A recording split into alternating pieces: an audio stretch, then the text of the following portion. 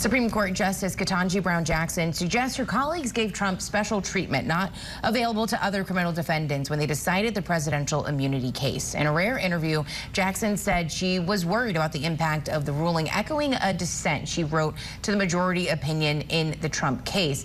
In that dissent, Jackson said the majority had made the president, quote, a law unto himself. Here's what she told CBS News. I was concerned about a system that appeared to provide immunity for one individual under one set of circumstances, when we have a criminal justice system that had ordinarily treated everyone the same. Joining us now, Ronald Chapman, constitutional attorney and also a federal defense lawyer. Thank you so much for being with us. Clearly, let's, again, for context here, the justice is selling a book, so it's time to do a little bit of press. They don't do this a lot, but if there's a book to sell. And two, Norah O'Donnell's on her way out of the anchor chair and has made kind of a hallmark of her newscast, highlighting women, and so this is a big get as well. Okay, beyond all of that, the justices do have a reputation for being intentionally quiet about issues. They like to say, my opinion speaks for itself, speaks for me, there it is. Is there any other reason besides the memoir that you think Justice Ketanji Brown Jackson did this and said this? This is, I can only speculate here, but this was a very interesting decision by Justice Jackson. And I think I may understand where she's going. First, it's important to note that she tempered her comments. She didn't talk about future cases, but she talked about why she ruled the way she did in the Trump immunity case. So, arguably inside of the code of ethics there, but there's something interesting going on. Recall, there's been a lot of calls for new ethics regulations. President Biden has called for them and intends to try to get a bill forward before he leaves the office. That's doubtful. And without a specific ethical code cabining Justice Jackson's statements, it's very possible that she feels that she has the liberty to sit down for this, promote a book, and make a statement. And in response to any criticism, she may say, well, where's our code of ethics covering this sort of conduct? Perhaps that's the kind of 4D chess that Justice Jackson is playing in this interview. And also enjoying the freedom, like they all do, of a lifetime appointment. Right. So even if you don't like it, what are you going to do? Very true. So now that Justice Jackson has spoken out, other justices may feel compelled to do the same. Do you believe that that could further damage public's opinion about the court if they're, talking about their opinions outside of the court and when they do their sessions?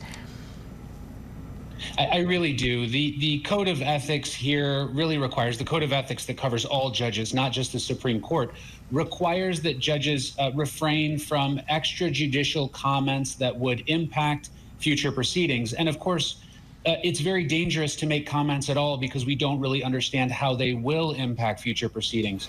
When we look at the Supreme Court, we really talk about the long lens of the Supreme Court. Their job is to stand on guard for the Constitution, not for the political issues of today, but to make sure they make decisions that protect our country years down the road, which means they can't be seen as acting too quickly on political issues and swinging wildly back and forth. That would be dangerous, which is why justices traditionally should stay out of the press, out of this cycle, and avoid making statements that would show which way they may go on certain issues of policy or other important matters to the country. And I just want to be clear on this point. I don't want to overly conflate one justice going on a network show to promote a book and giving opinion on a case and get that confused with flying an insurrectionist sympathetic flag outside not one but two of your homes, or having your wife be actively engaged in challenging results of a free and fair election, or for years in an undisclosed way getting all kinds of perks and trips and vacations from Republican mega donors, referring of course to Alito and Thomas. Do you put the Norah O'Donnell, Justice Jackson interview in the same canon of things that can be ethically questioned as things we've seen from Alito and Thomas?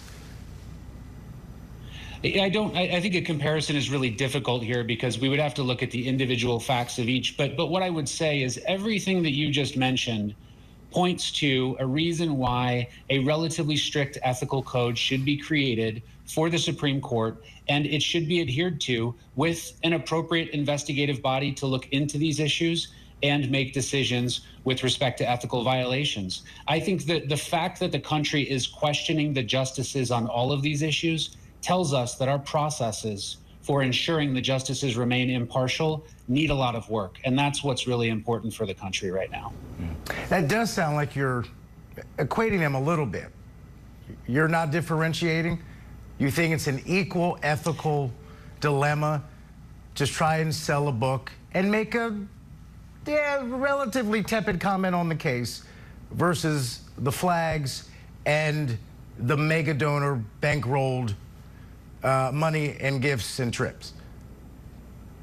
Well, to be fair, I haven't read the book yet, so I don't know if this includes information about even her time at the Supreme Court. It's very possible the book is more of a memoir, more focusing on her background and history. There may be nothing even close to the line with respect to what Justice Jackson has said. In fact, I thought her comments were relatively tempered that she made to the press, and perhaps she would have been very careful in that book to make sure she doesn't make any untoward statements. So I guess in terms of the question regarding comparison, I'm not even so sure that she's close to the line at this point. All right, Ronald Chapman, thank you for your time. We'll be right back after a quick break.